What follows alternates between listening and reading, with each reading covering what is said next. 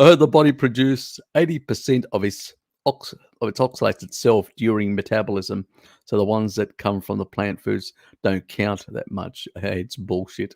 it's it's BS. It's BS. The body produces very little. That's just garbage. I mean, that's just nonsense coming from the vagoons. They got no science. I actually challenged one. I show me one piece of science. I never got a reply. It's just basically if people say a lie long enough, it's sort of yeah. I can tell you when I for all my life had no kidney stones whatsoever, and when I started eating a lot of plants, I ended up in 5 years having 4 cases of kidney stones. So yeah, it's nonsense. The stuff produced by the body is very small and it gets cleared fairly easily.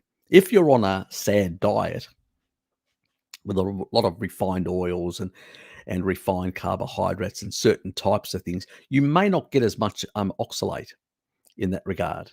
And that's why people, you don't may not get as that. It's really the less refined stuff, the more fibrous stuff, almonds, those nuts. If people are not eating nuts, they're not eating green leafy vegetables, they're probably not getting as much. You hardly hear them. It's usually the people that think they're doing something healthy, whether they're, healthy vagoons or low carbers that are eating more seeds and greens that tend to get these things. That's where the concentration of oxalate is very high. Your body can tolerate about 50 milligrams per day.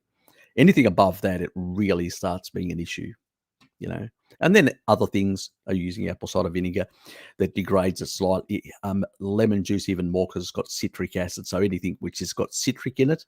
I mean, even orange juice, even though that it would engage the Randall cycle and be unhealthy for you in other ways, even drinking orange juice because of the citric, it's got citric acid, anything that's got citric acid will reduce and dissolve those. So even a sad dieter who's drinking orange juice and all this sort of stuff and not having any greens or any nuts or anything like that probably doesn't have a big oxalate level. Like a carnivore doesn't have a big oxalate level. But anybody doing a low carb diet or a vegan diet, having a lot of plants, yes, they will get a lot. And yeah, it's just nonsense. I mean, it's just basically they come up with all this bullshit. There's actually a whole list on oxalates. And there's, I forgot where is it? Anyway, it's a video that I'm going to be doing this month anyway, so you'll see it, and you'll actually see that the different foods that basically have oxalate in them and how much they've got and stuff like that. When you look at animal foods, it's pretty much zero, and the small amount the body produces is completely insignificant. The body can deal with. It's the stuff coming in from the diet. It's nonsense. Yeah, it's annoying, but yes. What can one say?